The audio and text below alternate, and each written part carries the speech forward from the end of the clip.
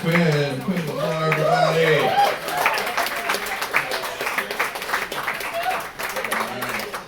It's hard. It's hard being there. I mean, I'm trying. That's why I wear a lot of jackets and baggy shirts. But I am doctor does not like the way I wish. You don't want to be short and fat. The only person who's short and fat that everyone loves is Mario, and he's not real. It's video game character.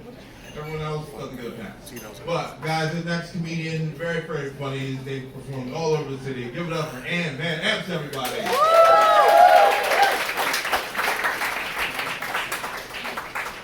Hey, hey guys, my name's Ann, and I was just in Harlem, where my pronoun is apparently ma'am. But it's actually she, her, it, and crystal. And my love language is live, laugh, leave me alone. So I have a mouth sore, and it's highly contagious. And what that means is if a guy kisses me here, he can't go down here because he'll give myself Please, I'm just joking. I'm serious. I'm just joking. It's actually called impetigo. I've had it since I was a kid. But back then I would let it grow and fester on my face, and then as it was healing, I would peel pieces of skin off of it and pop it into my mouth. And that was just part of my personality. I was actually in the popular group. I love that you guys are eating your fries while I said that. Sometimes I say gross stuff, and that's just like my diet because I'm not hungry anymore. Did you guys hear about what happened with the Dalai Lama? You heard, right? I think he should get his title taken away, right? I think he should just be called the llama now. Right? Because he's an animal. Yeah, she gets it. Okay. So my friends were talking about how they don't like to wear red hats anymore because it might look like a MAGA hat. I was like, I wonder what the Bloods feel like. You know? So last weekend I went to the farmer's market with my mom. You guys, spring has sprung, all the flowers were out, and she was like telling me about the flowers. Like the yellow begonias are really pretty, like the hyacinths, they're dark purple, they smell really good. And my mom was like, you know what would really brighten up your apartment? Having a baby. And I mean, that's actually a good idea, but like the problem is the last guy I dated was an alcoholic, and that would have been really hard, right? Because he couldn't get hard.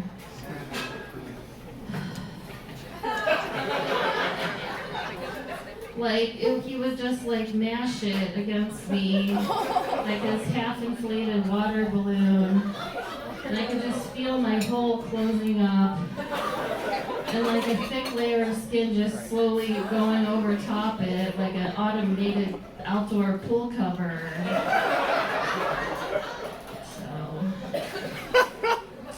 Anyway, you guys, I had two best friends and they both had terminal illnesses.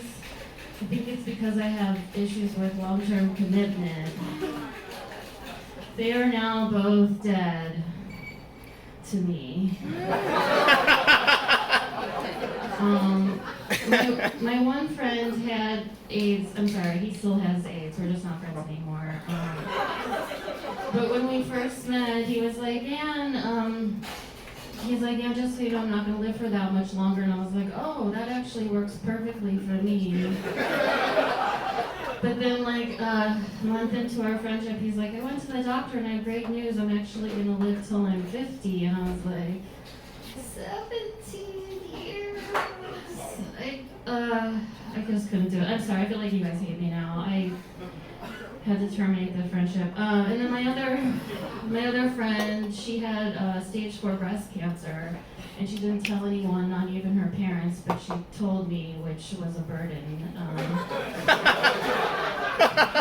And like a year into our friendship, she was like, Anne, you know, you make me laugh and it melts the stress away and I can just feel myself recovering. And I was like, wow, like I'm not even that funny, but I can cure cancer now. This is actually not the first time something like this happened. When I was 12, my grandma was 93 on her deathbed, and my dad made me come in and cheer her up, and I wore my tap shoes and a blue sequins outfit, and she laughed a lot, and it was really uncomfortable because that's not the type of performance it was supposed to be.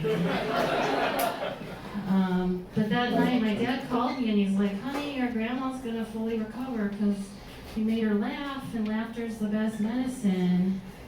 And then 24 hours later, my grandma was dead. And my dad blamed it on me. He was like, honey, you got your grandma too excitable and her heart stopped. So you guys, the first time I did stand-up comedy was actually at my dad's funeral. But you don't have to feel sorry for me. I killed him. I killed him, right? I had to get him back. I'm just kidding. He had a heart attack. He did. Or did he, right? I feel like my great aunt thought I had something to do with it because she like always writes the obituaries for the family, and she misspelled my name, which is only 3 letters, and we share a last name. So, alright, you guys. I lost ya. That's fine. So I was walking down the street and I heard this screaming, like this cacophony of screams. And I was like, what's that annoying sound? And I looked over and there were just a bunch of children playing. I was like, wow, I guess I forgot what happiness sounds like. Are you guys having fun? My cat died. It's true, it was a hard year. Yeah, my cat died, and she lived for 17 years, and we just got her ashes back. And my mom wanted to sprinkle them in the woods, but I just wanted to sprinkle her in my coffee. So we could spend this day together. And then at the end of the day, I'd either pee or poop her out. I'm not really sure how ashes work. What's next for me? Should I get married? I'll take that as a yes. All right, you guys, my name's Anne Van Epps. Thank you.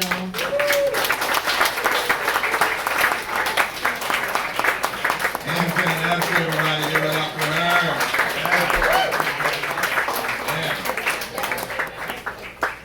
Dead pets, dead grandparents, dead fathers. That's like an Eminem song with that.